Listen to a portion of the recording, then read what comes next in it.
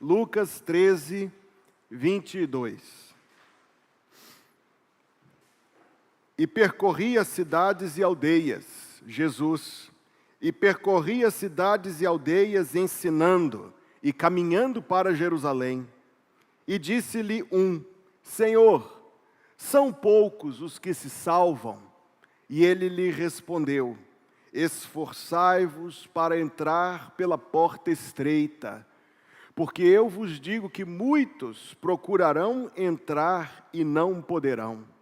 Quando o pai de família se levantar e cerrar a porta, e começardes de fora a bater à porta, dizendo: Senhor, Senhor, abre-nos, e respondendo ele vos disser: não sei de onde vós sois, então começareis a dizer: temos comido e bebido na tua presença, e tu tens ensinado nas nossas ruas. E ele vos responderá: digo-vos que não vos conheço, nem sei de onde sois. Apartai-vos de mim, vós todos que praticais a iniquidade. Ali haverá choro e ranger de dentes, quando virdes Abraão e Isaque e Jacó e todos os profetas no reino de Deus, e vós lançados fora. E virão do Oriente, do Ocidente, do Norte e do Sul, e assentar-se-ão à mesa no reino de Deus. E eis que derradeiros há, que serão os primeiros, e primeiros há, que serão os derradeiros. Quero ler de novo o versículo 23 e o versículo 24.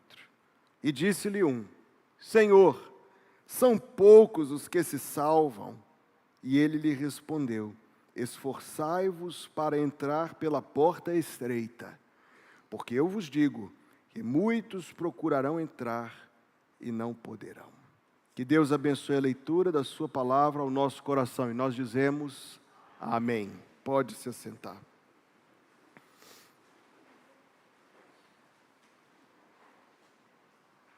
Quando Jesus esteve neste mundo pela primeira vez, meus irmãos e meus amigos, o mundo era diferente do mundo de hoje, pelo menos nas coisas exteriores.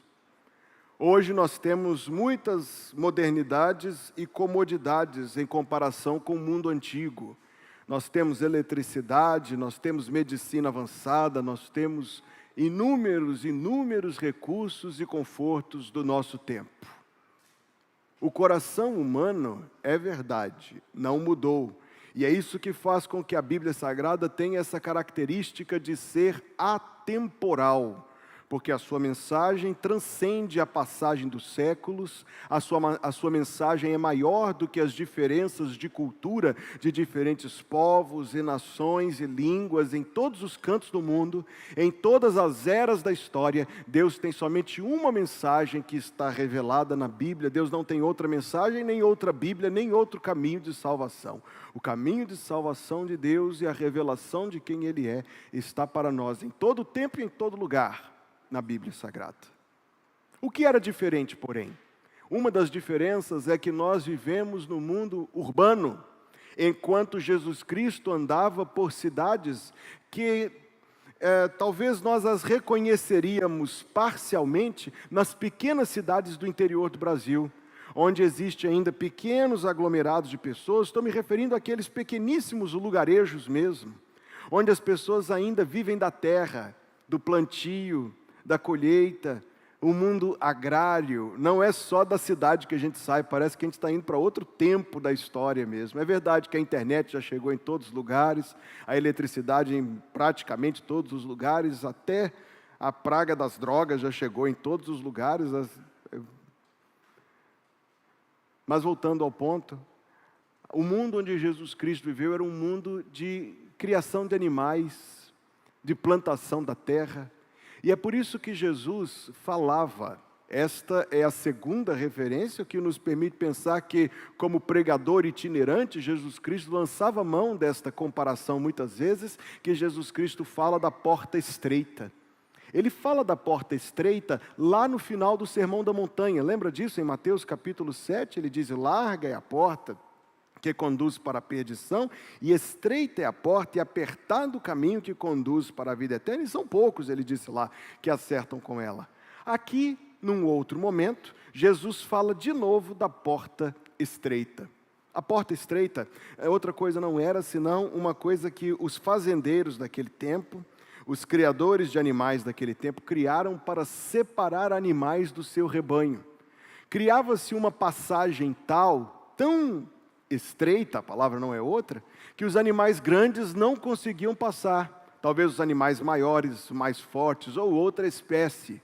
E assim se separava o rebanho por meio da passagem pela porta estreita. Era algo que as pessoas conheciam perfeitamente. Às vezes a gente se depara com interpretações ou explicações muito criativas. Não é preciso.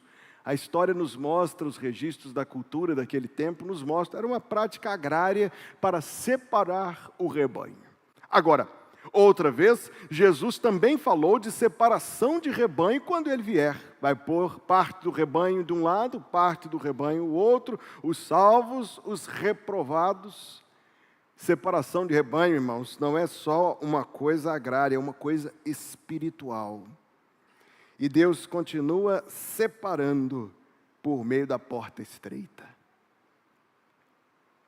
Apertada é a porta, ele disse em Mateus. Estreito caminho que conduz para a vida eterna, e são poucos os que acertam com ela. É estranha essa mensagem, você não acha? Ela parece que contradiz o ensino da Bíblia em outros lugares. O ensino da Bíblia é que nós somos salvos pela graça mediante a fé. O ensino da Bíblia é que Jesus fez tudo por nós e nós não temos obras para apresentar em troca de nossa salvação. O ensino da Bíblia é que todos nós a uma não podemos ser dignos da salvação e que a salvação, mais do que isto, é uma obra de Deus, exclusivamente de Deus. Ora, Senhor Jesus, por que está falando então que a gente tem que se esforçar para entrar pela porta estreita? A meditação neste texto, irmão, principalmente a partir da hora que eu identifico a palavra aqui no versículo 24, esforçai-vos. A palavra na língua em que esse texto foi escrita é a palavra usada para descrever a intensidade com que um homem combatia na arena. Imagine quanta força ele está falando então. Esforçai-vos para entrar pela porta estreita. Como nós reconciliamos essas duas verdades bíblicas? A de uma salvação que é gratuita e uma obra exclusivamente de Deus, com o versículo que diz, esforçai-vos para entrar pela porta estreita. Isso parece que está falando de salvação por obras. Como a gente consegue unir essas duas coisas? Entendendo, queridos, primeiro que a salvação é gratuita. A justificação é pela graça, mediante a fé. Que você chega a Deus de mãos vazias, porque ninguém tem o que trazer a Deus. E que você precisa da misericórdia de Deus.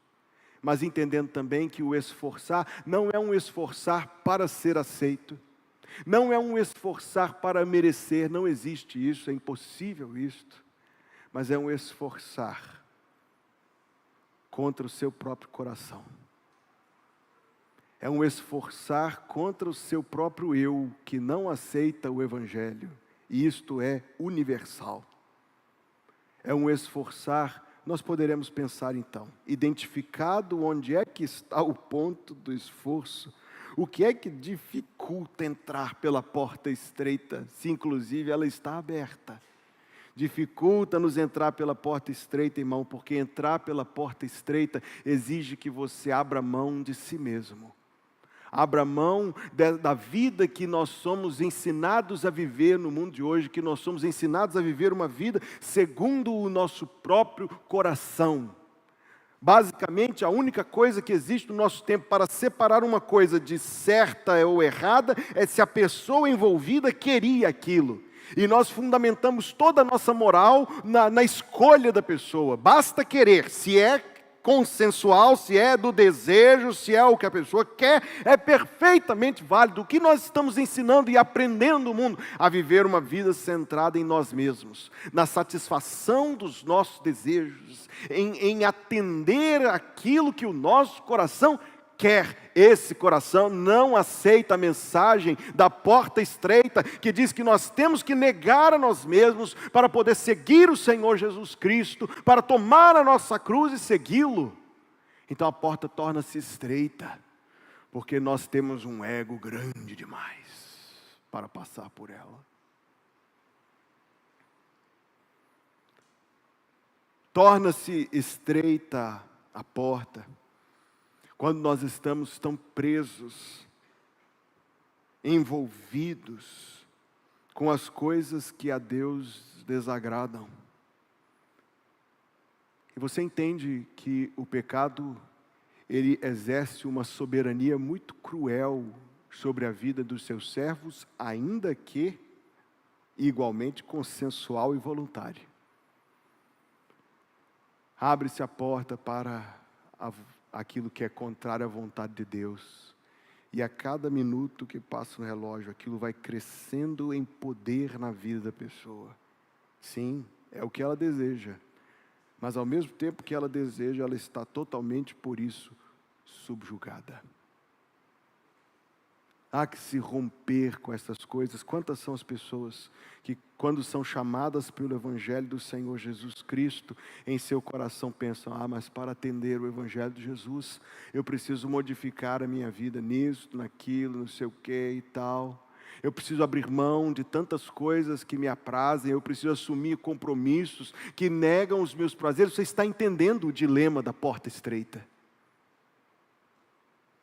O dilema da porta estreita é porque, dentre todas as coisas, a maior, o Evangelho nos desveste completamente do orgulho que é próprio de todas as pessoas, todas. Nunca existe questão se a pessoa tem ou não um problema de orgulho, todos temos. A questão apenas é quanto orgulho e onde ele se manifesta. Vem-nos uma mensagem de salvação que diz que nós não somos merecedores. Essa mensagem já nos causa logo estranheza, porque toda a ideia que nós carregamos dentro do nosso coração nesse tempo é construída a partir da base da ideia do merecimento. Eu estava na fila do Mateus esses dias, e estava lá no caixa, tinha uma gôndolazinha pequenininha de bombom, e estava escrito assim: você merece. Tudo é construído sobre a ideia do merecimento. Ademais, à medida que a gente vai vivendo a nossa vida e traçando a observação, não cair nessa tentação, graças a Deus por isso, volta a minha pregação.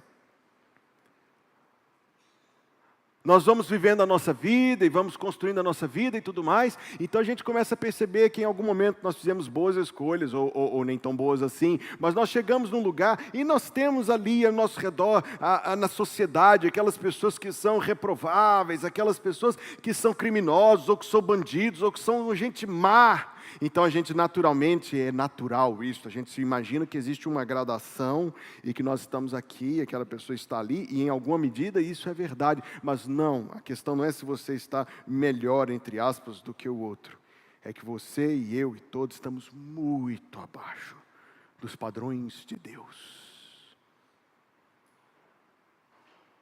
Queríamos então uma mensagem que nos dissesse que somos as pessoas. Queríamos uma mensagem que nos elogiasse. Queríamos uma mensagem que oferecesse assim adjetivos muito belos sobre quem nós somos. E então nos é apresentada uma mensagem do Evangelho que diz o quê? Diz que nós não somos merecedores da graça divina.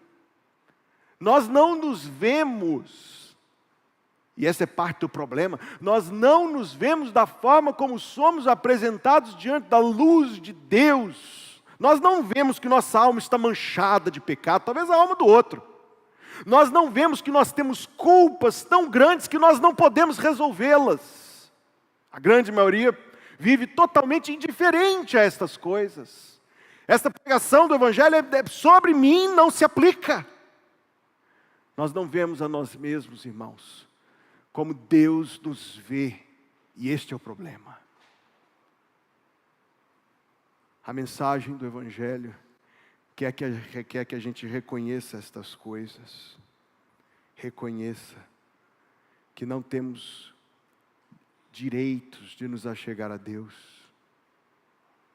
A mensagem do Evangelho devemos reconhecer com pesar no coração que os nossos caminhos são reprováveis aos olhos de Deus. É desconfortável ouvir ou pensar estas coisas. Por isso a porta é estreita.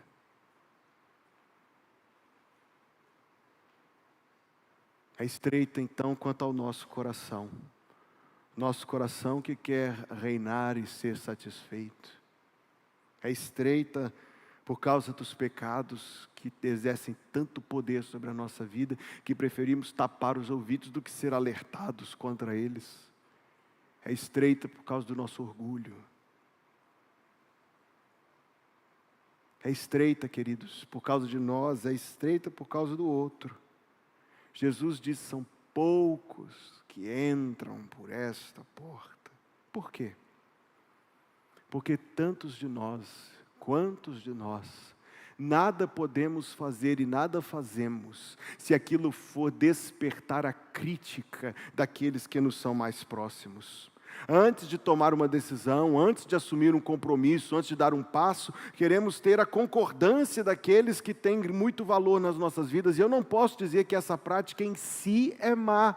Não é, eu faço da mesma forma em questões da minha vida. Mas ela pode ser um grande mal quando nós vamos nos aconselhar a respeito de Deus com aqueles que não creem em Deus, que vão te dizer, igreja, tu quer te envolver com igreja? Tu não sabe que igreja aí fazem todo aquele retrato que a gente sabe que existe no mundo sobre as igrejas e diz, tu quer te mexer com igreja? Quantas são as pessoas que ouvem isto? Vivemos num mundo que diz que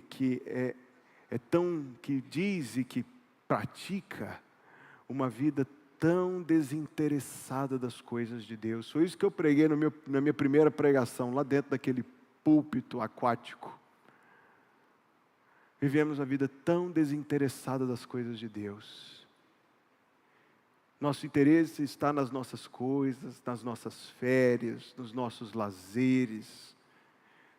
Parecemos enfeitiçados, parecemos hipnotizados, incapazes de perceber quão rapidamente essas coisas irão de nós, que em pouquíssimo tempo estaremos diante da face de Deus, diante da eternidade.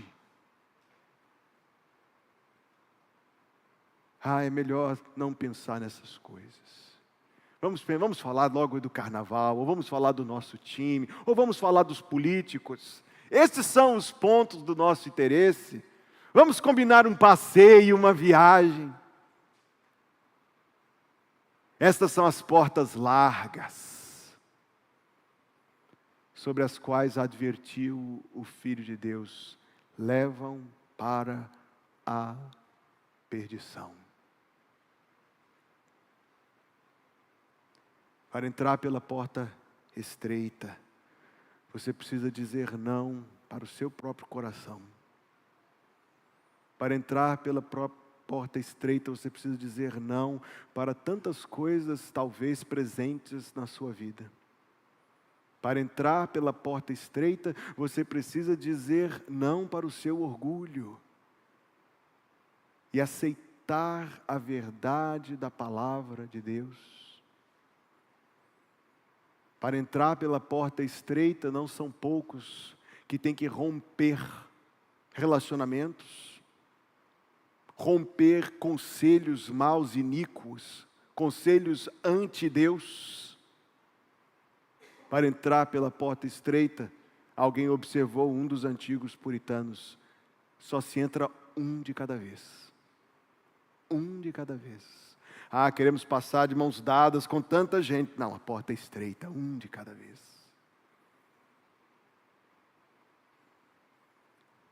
Chama a minha atenção pensar na porta estreita, que ainda que seja uma porta estreita, ela está aberta.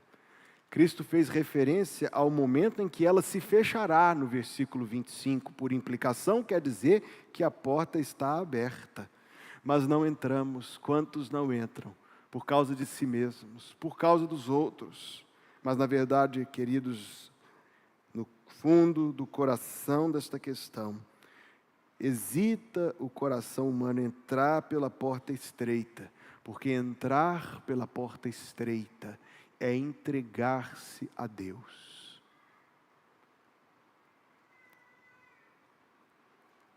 Quantas são as coisas, estamos pensando em coisas, que nós realmente entregamos a Deus? Realmente. É tão difícil para nós. Nós oramos, Senhor, estou deixando isso em tuas mãos, e depois de dizer amém, a gente vai lá e pega de novo. Quantas são as vezes em que oramos por alguém, e dizemos, Senhor, eu não tenho solução para isso, eu estou deixando em tuas mãos, mas segundos depois da nossa oração, já estamos totalmente envolvidos com a situação, ou tomados de ansiedades tais, como se não tivéssemos deixado nas mãos de Deus. Coisas nós achamos difíceis de deixar na mão de Deus. Quanto mais difícil é deixar-nos a nós mesmos nas mãos de Deus. Quando eu uso esta expressão, eu não estou falando aqui de maneira vazia. Essa expressão, por vezes, é usada como um chavão. Algo mero.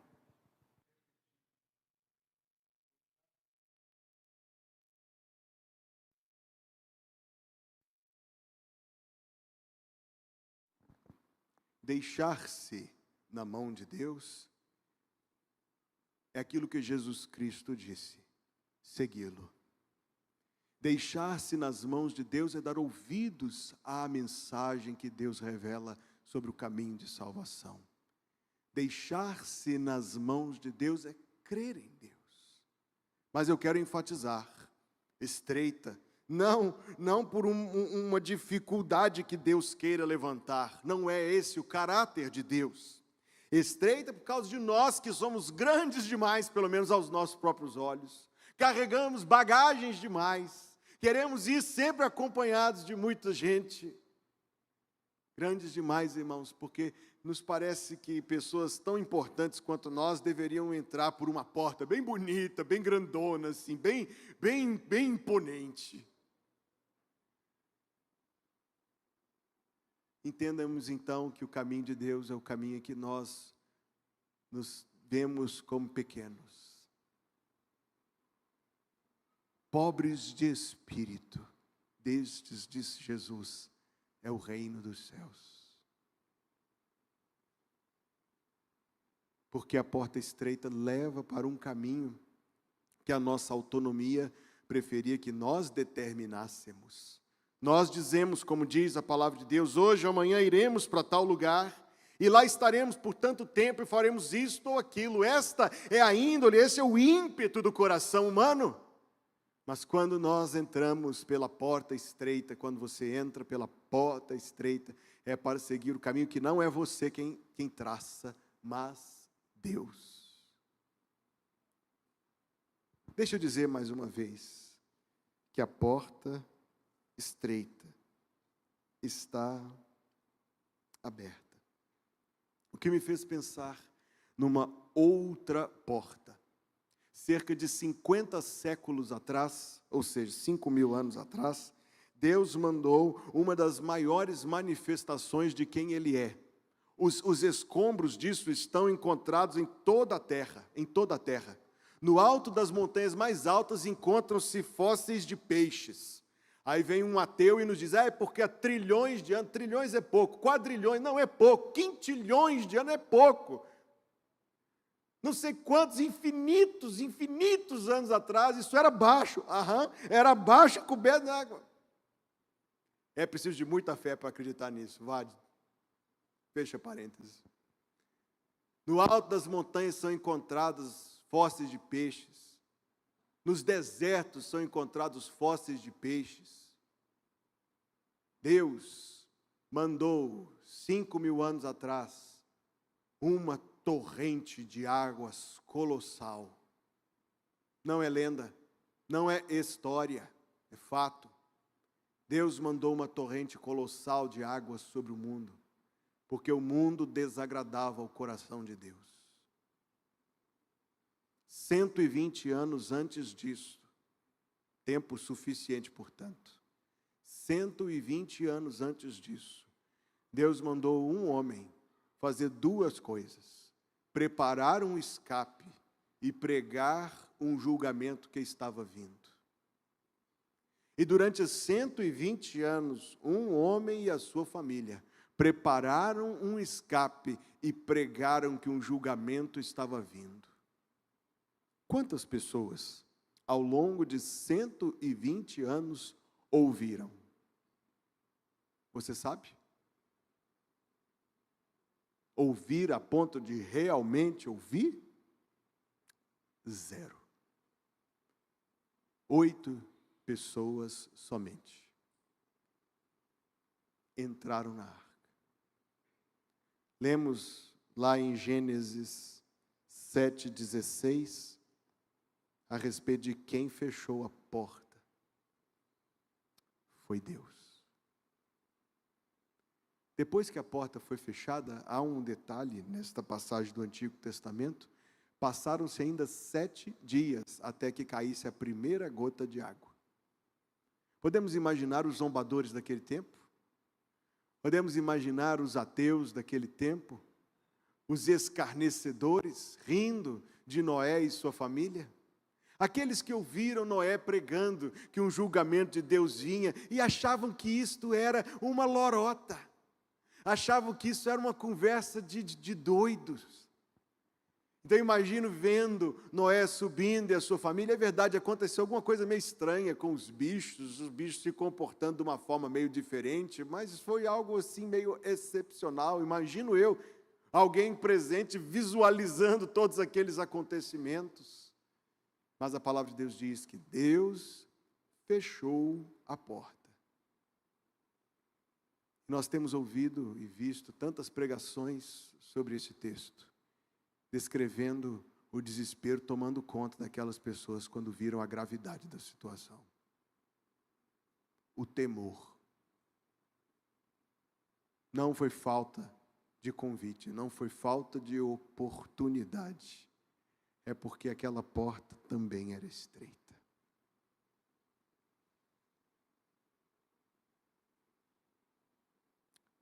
Hoje, neste dia 29 de setembro, a porta da salvação está aberta.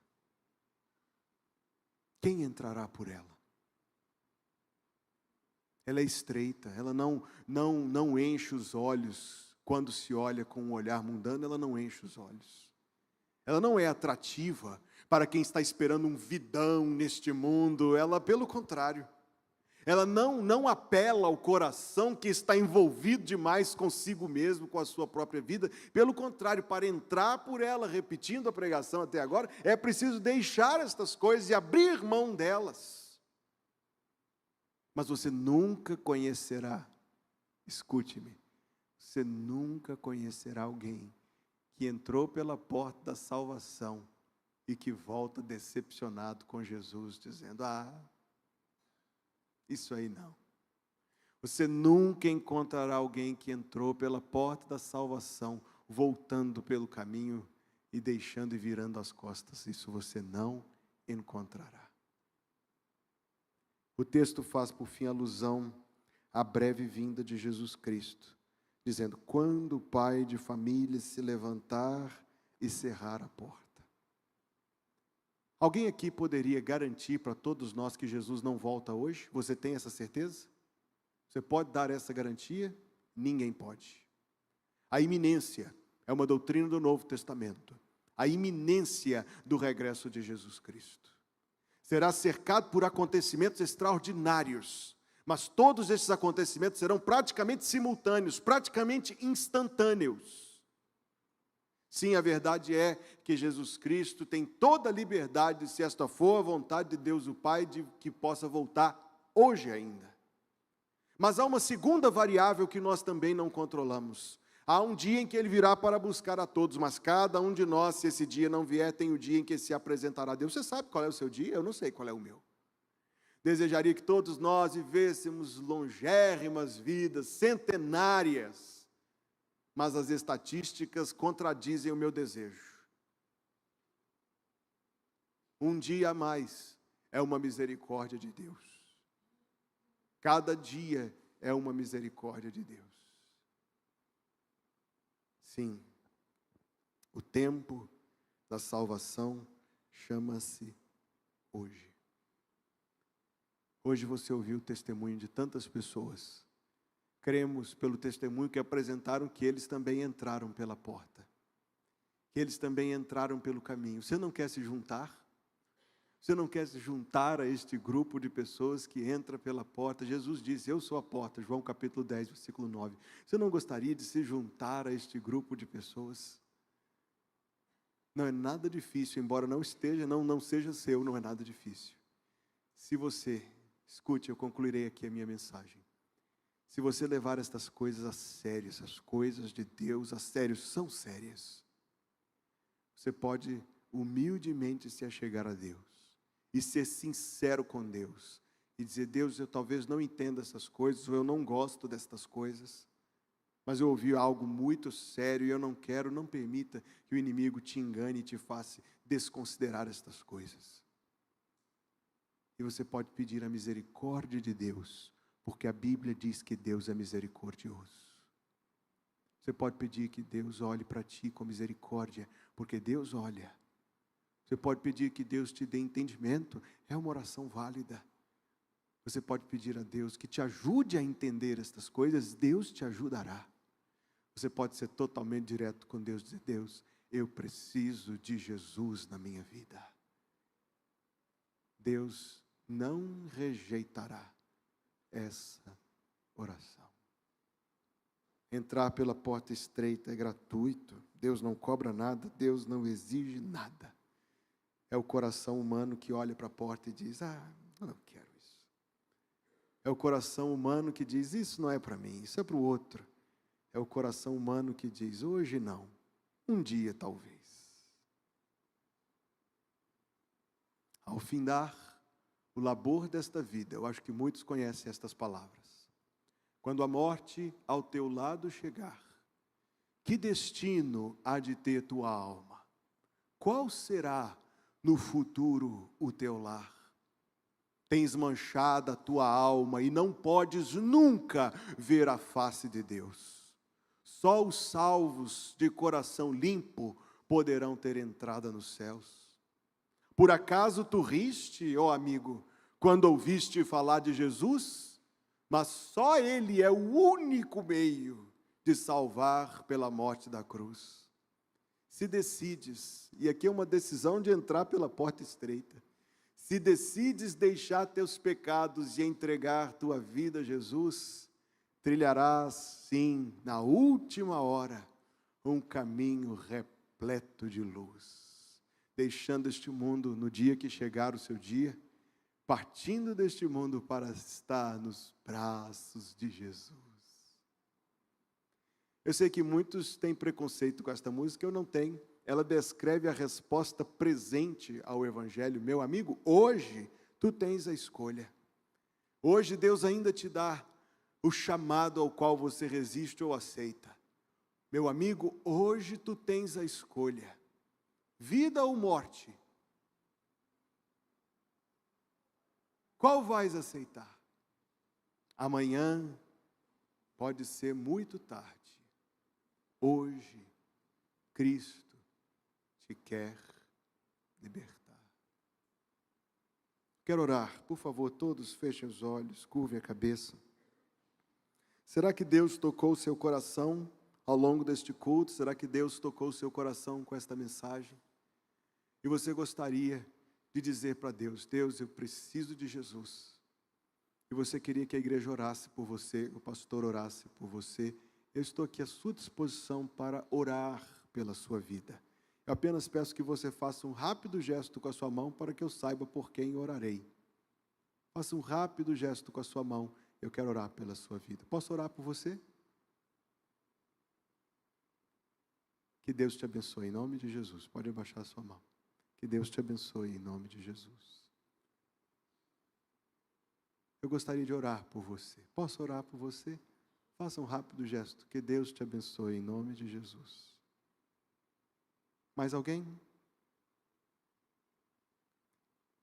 Pai, te louvamos, porque o Senhor Jesus abriu uma porta para nós.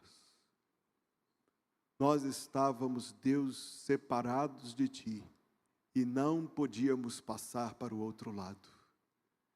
Mas quando Teu Filho entregou a sua vida na cruz, derramou o seu sangue, sofreu e morreu por nós, Ele abriu uma porta. Livra-nos, Deus, de tantas ideias e vozes deste mundo que menosprezam o caminho do Senhor, que zombam do caminho do Senhor. Dá-nos um coração sensível, ó Deus, às coisas reais.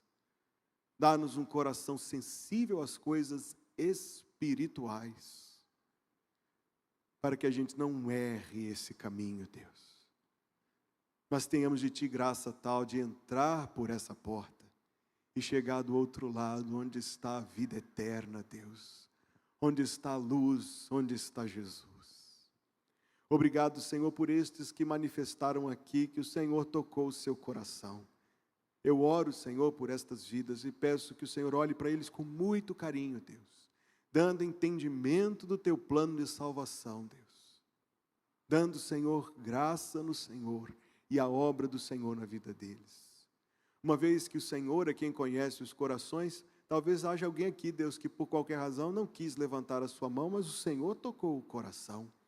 E eu oro, Deus, que esse toque não seja silenciado, abafado, mas que o Senhor continue, Deus, que o Senhor continue tocando o coração e fazendo a Tua obra, porque nós cremos em Ti que és um Deus salvador, poderoso para salvar.